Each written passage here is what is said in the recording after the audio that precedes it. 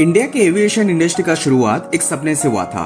साल 1932 में एक पारसी बिजनेसमैन जे.आर.डी. टाटा ने एक छोटा सा मेल सर्विस शुरू किया था। उनका सपना था कि एक दिन इंडिया के पास अपना खुद का एयरलाइंस होगा जो दुनिया भर में ऊंचे सर से उड़ सकेगा। जे.आर.डी. टाटा ने 15 अक्टूबर 1932 को कराची से बॉम्बे तक का पहला कॉमर्शियल फ्लाइट उड़ाया था। ये एक पुश मोड एयरक्राफ्ट था और टाटा खुद पायलट थे। सिर्फ मेल कैरी करने के लिए शुरू हुई ये सर्विस धीरे धीरे बढ़ता गया। 1946 में टाटा एयरलाइंस का नाम बदलकर एयर इंडिया रखा गया। ये वक्त था जब इंडिया आजादी की तरफ बढ़ रहा था और जे.आर.डी. टाटा चाहते थे कि उनका एयरलाइंस भी एक नया पहचान बने। 8 जून 1948 को एयर इंडिया का पहला इंटरनेशनल फ्लाइट मुंबई से लंदन गया। ये एक लॉकहीड L749A कॉन्स्टिलेशन एयरक्राफ्ट था जिसका नाम मालाबार प्रिंसेस था। ये फ्लाइट जेनीवा और गैरो में स्टॉप करता हुआ लंदन पहुंचता था। ये दिन एयर इंडिया के लिए एक इतिहास का दिन था। 1946 में एक फेमस कार्टूनिस्ट उमेश राव ने एयर इंडिया के लिए एक मैस्कॉट बनाया, महाराजा। ये मुस्टेच वाला पगड़ी पहना हुआ फ्रेंडली कैरेक्टर एयर इंडिया का पहचान बन गया।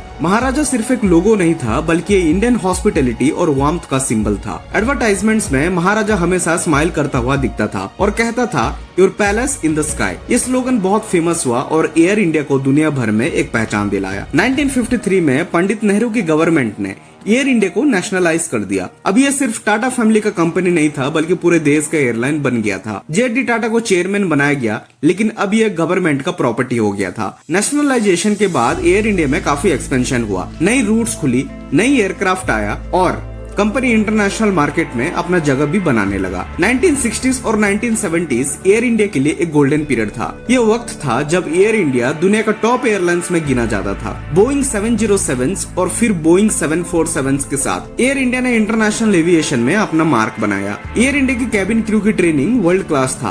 पैलेस इन द स्काई सिर्फ एक स्लोगन नहीं था बल्कि ये सच में पैसेंजर्स को रॉयल ट्रीटमेंट देता था। एयर इंडिया के पास उस वक्त लंदन, न्यूयॉर्क, टोक्यो, बैंकॉक और सिंगापुर जैसे इंपोर्टेंट डेस्टिनेशंस के रूट्स थे। महाराजा का चार्म पूरे दुनिया भर में फेमस होता गया। 1980s और 1990s में एयर इंडिया को कई मुश्किलों का सामना करना पड़ा, जैसे कि प्राइवेट एयरलाइंस और इंटरनेशनल कैरियर्स के साथ कंपटीशन बढ़ने लगा, गवर्नमेंट फंडिंग कम होने लगा और लॉसेस जो है वो धीरे धीरे बढ़ता गया। एयरक्राफ्ट पुराने होने लगे और मेंटेनेंस कॉस्ट जो है वो भी धीरे धीरे बढ़ने लगा। 1999 में एक ट्रेजिक इंसिडेंट हुआ जब एयर इंडिया फ्लाइट 814 हाईजैक हो गया। ये इंसिडेंट एयर इंडिया और इंडियन एविएशन इंडस्ट्री के लिए एक डार्क चैप्टर था। 2007 में गवर्नमेंट ने एयर इंडिया को इंडियन एयरलाइंस के साथ मर्ज कर दिया। ये डिसीजन सही था या गलत, ये तो आज भी एक डिबेट का टॉपिक है। मर्जर के बाद कंपनी का नाम national aviation company of India limited यानी कि NSCIL रखा गया, लेकिन ब्रांड नेम एयर इंडिया ही रहा। 2010s में एयर इंडिया को और भी सीरियस प्रॉब्लम्स फेस करना पड़ा, जैसे कि कंपनी पर 60,000 करोड़ से भी ज्यादा का डेट हो चुका था।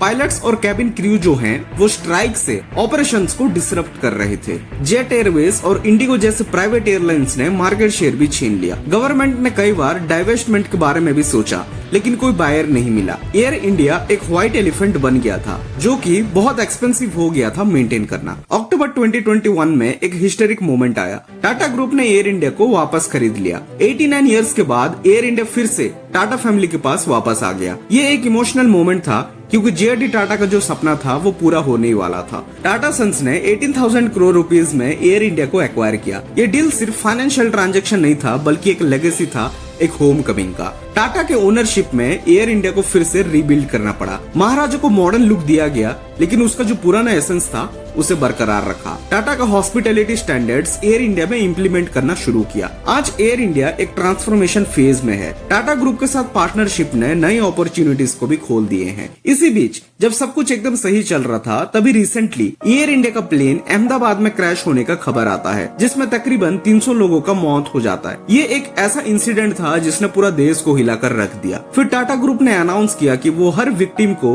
1 करोड़ रुपीस का कॉम्पनसेशन पे करेंगे। लेकिन देखने वाली बात यह था कि टाटा ग्रुप का जो मैनेजमेंट है वहीं अगर रतन टाटा आज जिंदा होते तो डेफिनेटली एक बड़े लेवल पर काम होते हुए हमें देखने को भी मिलता, क्योंकि जब ताज होटल अटैक हुआ था मुंबई में तब रतन टाटा ने उस इंसिडेंट के बाद काफी सारे लोगों को लाइफ टाइम फाइनेंशियल सपोर्ट भी दिया था, चाहे कोई ताज होटल के बाहर चाय बेच रहा हो या कोई ठेले पर चाट बेच रहा हो। इनफैक्ट उन सभी छोटे दुकानदार जो उस इंसिडेंट में मारे गए थे उन सभी के फैमिली को हेल्थ और फाइनेंशियल सपोर्ट दिए थे लाइफ टाइम के लिए। एयर इंडिया की कहानी सिर्फ एक एयरलाइन की कहानी नहीं है, ये इंडिया का ड्रीम स्ट्रगल और रेजिलियंस का कहानी है। जेडी टाटा से शुरू हुआ ये जर्नी आज भी कंटिन्यू है। महाराजा ने अप्स एंड डाउन्स देखे हैं, लेकिन उसका स्पिरिट कभी नहीं टूटा। आज टाटा ग्रुप के साथ एयर इंडिया फिर से अपने गोल्डन डेज की तरफ बढ़ता जा रहा है। एयर इंडिया सिर्फ एक बिजनेस नहीं है, ये इंडिया का प्राइड है जो दुनिया में इंडिया का नाम रोशन करता आ रहा है। महाराजा के स्माइल में इंडिया का हॉस्पिटैलिटी और वार्मथ देखा जाता है। Your palace in the sky ये सिर्फ एक स्लोगन नहीं बल्कि एक प्रॉमिस है जो एयर इंडिया अपने पैसेंजर से करता है, और अब लगता है कि ये प्रॉमिस फिर से पूरा होने वाला है। ये कहानी कंटिन्यू है और हर दिन नई चैप्टर्स ऐड हो रही हैं एयर इंडिया के जर्नी में।